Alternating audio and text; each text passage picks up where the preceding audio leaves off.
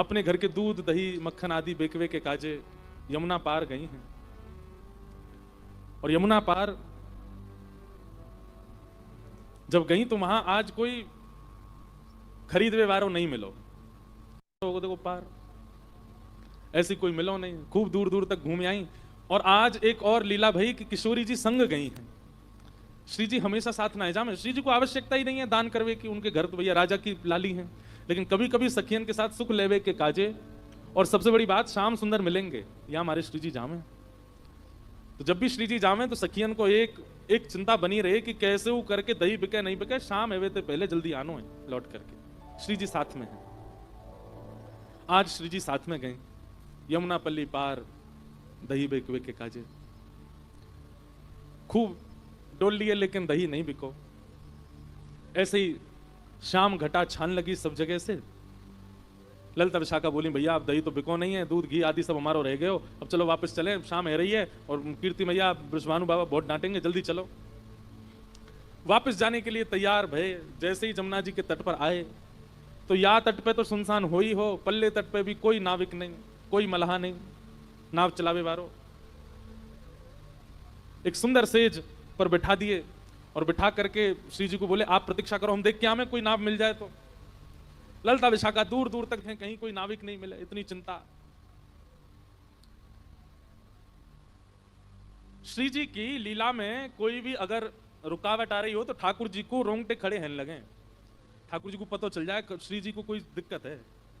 मानो श्री जी को मन है लगे कि भाई शाम घन बरसे, ये मेघ बरसने चाहिए तो मेघ बरसते हैं।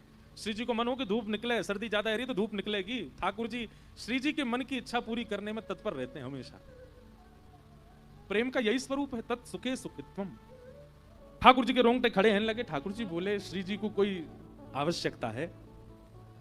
इतने में ठाकुर जी ने नेत्र बंद करके देखो तो कहा पायो कि पल्ली पार श्यामाजू बैठी हैं बड़ी निराश हताश, और सब सखियां ढूंढ रही हैं कोई नाविक मिल जाए तो नदी पार करें, जमुना जी पार करें। इतने में ठाकुर जी ने अपनी छोटी सी नाव निकाली। कितनी बड़ी नाव होगी कि बस लाला और लाडली जी बैठ सकें, इतनी बड़ी नाव है छोटी सी। और छोटी सी नाव लेकर के मत वाले ठाकुर जी कूद पड़े जमुना जी में, और महाराज नाचते गाते भय चला रहे हैं अपनी नाव। जग नैया हमार, नैया में हम हैं और हम में संसार। कितनी बड़ी बात है। ठाकुर जी कह रहे हैं नैया में हम हैं और हम में संसार। ठाकुर जी में उधर में ही सारा संसार है। नैया लेकर के ठाकुर जी मचल मचल करके कभी इधर को झुके इधर को झुके, कभी पतवार उठा के नाचन लगे, कभी कान पे हाथ धर के जोर जोर से गावे। ऐसी शाम घटा हो रही थी, बिल्कुल यही मौसम था, हो रही थी बिल्कुल यही मौसम था। ठाकुर जी नाव लेकर के, अब जमुना जी को भी जल श्याम, ऊपर भी श्याम और मध्य में नाव चला रहे भी श्याम। ललिता विशाखा ने जैसे ही देखी और एक नाव आ रही है छोटी सी सामने से, चला कौन रहे हो है ये दिख नहीं रहे हो। और दूसरे ऊपर से ठाकुर जी ने एक रूप बदल के और आए अपनो। आज ने एक अलग सो ठाकुर जी रूप बदल बदल के छद्म वेश धारण करके आते हैं श्री जी से मिलने। एक तो शाम ऊपर से रूप बदले तो पता नहीं चल रही है। दूर से सब सखी ने देखी और दूर से ही बुलाने लगी, ओ मलाके, ओ नाप बारे इतकुआ। ठाकुर जी नाच रहे थे, जोर जोर से चिल्लाई, अरे सुनना रोका नहीं, जल्दी सुन ले, ओ मलाके इतकुआ। ठाकुर जी बोले हम नंद के छोरा, हमको मलाह को कौन बोल रहा है? मलाह को समझे? मल्लाह बोलते हैं जो नाव चलाते हैं, उनका मतलब वाको बेटा। ओ मलाह के, मल्लाह के। ठाकुर जी बोले मोए कौन ने कही मल्लाह को? मैं नंद जी को छोरा ब्रजराज कुंवर कन्हैया, और को मल्लाह को बोल रहे। ठाकुर जी बोले तू मल्लाह की। ललिता विशाखा बोली जी का बोल लो भैया, अरे नाव ले जाए यहाँ पे, हमें पार कराए दे। ठाकुर जी बोले पहले तो सम्मान से बात कर, हमते हम मल्लाह के ना है, नंद जी के छोरा हैं, और जो नाव हमारे पिताजी ने हमारे काज बना के दी है, या मैं कोई यात्री ने पार करावे वारो मेरो काम नहीं है। जब मेरो मन होवे या मैं बैठ के अकेलो ही यमुना जी में भ्रमण करूं, बोल रही है ज्यादा। ठाकुर जी बोली, ललिता जी बोली अरे जी तो बुरो मान गो भैया। विशाखा बोली प्रेम से बात करो, देखो दूर दूर तक नाव नहीं मिल रही है एक भी, श्री जी को पार पहुंचानो, शाम है गई है, कीर्ति मैया डांटेंगी। ललिता जी प्रेम से ओ मल्लाह के इतकू आजा। प्रेम से बुला रही है। ठाकुर जी बोले यूं कह, ओ नंद के इतकुआ, तब आऊंगो। कही नंद के, ओ यशोदा के इतकू आजा।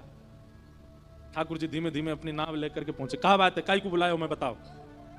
बोले भैया हम सब सखी दही बेकवे के काजे आई हैं और हमारी तो चिंता नहीं है, हम तो कैसे पहुंच जाती, थोड़ी प्रतीक्षा कर लेती, पर हमारे साथ में कीर्ति किशोरी वृषभानु जी की लाली श्री राधा रानी। राधा रानी नाम सुनते ही आंख खुल गई, कान खड़े हो गए, उठ बैठे।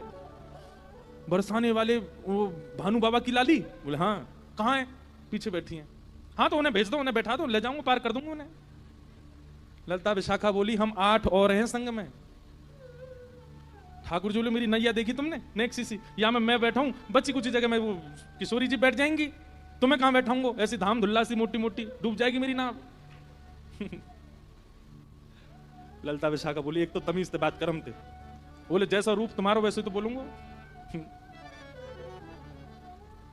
विशाखा जी बोली ललिता को किनारे ले जाके, बोले देख नाव तो छोटी है याकी, या मैं इतनी तो आना पाएंगी, लेकिन तुम कैसे करके श्री जी को या में बैठाओ, और जैसे ही आकी नाव आगे बढ़ेगी दौड़ के हम चढ़ जाएंगे, फिर बीच में आ जाएगी नाव, फिर कहां उतारेगो, और नेक दूर जाके यही धक्का दे देंगे, हम ले जाएंगी नाव। ललिता बोली नहीं ऐसा तो नहीं करेंगे, पर हाँ कूद जरूर जाएंगी नाव में, हम लटक जाएंगे सबरी। ललिता विशाखा बोली अच्छा नहीं ठाड़ो रहे, हम आ रही हैं श्री जी को लेके। श्री जी के पास गई, हे किशोरी जी एक छोटी सी नाव मिल गई है, नाव चलावे वारो ने बोले ज्यादा है, ने थोड़ा सा बाकू सहन करना पड़ेगा पल्ली पार तक, लेकिन अभी और कोई चारो नहीं है, छोटी सी नाव है, आपको नेक्स्ट श्रम होएगा, आप वहां में बैठ जाइयो, वो जैसे नाव लेके नेक भीतर जाएगा पीछे तो हम कूद पड़ेंगे। श्री जी बोली कूद जरूर जाइयो, कहीं पता चलिए अकेले ही मिलेगा कहीं पे, फिर क्या होएगा? उन्हें आप वहां की चिंता मत करो, हम आ जाएंगे। हाँ जैसे किशोरी जी आई, ठाकुर जी तो ऐसे शर्मान लगे जैसे कोई रिश्ता वारे आ गए हों। विशाखा जी बोली देख कितना इतरार हो, देख या मोह देख कैसा हंस रहा है नीचे नजर कर करके। किशोरी जी जैसे ही आई, किशोरी जी बोली मुंह तो या के हाव भाव बढ़िया लगना है रे, ये भैया नाविक है कि कोई रिश्तेदार है, देखियो कैसे शर्मा रहा है। बोले नेक सहेले हो, अभी कोई और उपचार तो है नहीं, बैठ जाओ नेक नाव।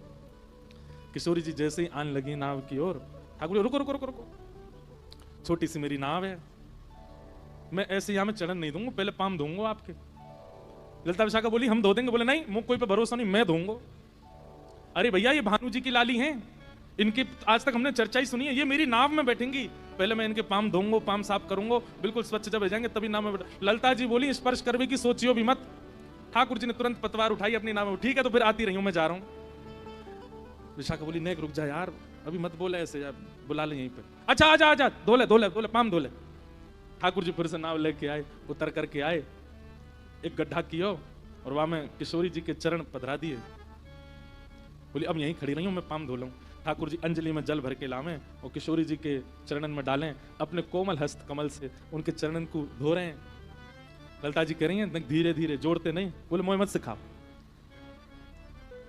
या तो राम अवतार में केवट ने मनमानी करी, या कृष्णा अवतार में ठाकुर जी केवट से ही सीख के आए हैं, अपने भक्त से ही सीख करके आज श्री जी पे इंप्लीमेंट कर रहे हैं, अप्लाई कर रहे हैं, और ठाकुर जी चरण धो रहे हैं। आहा धन धन राधिका के चरण, धन धन राधिका के चरण, धन धन राधिका के चरण,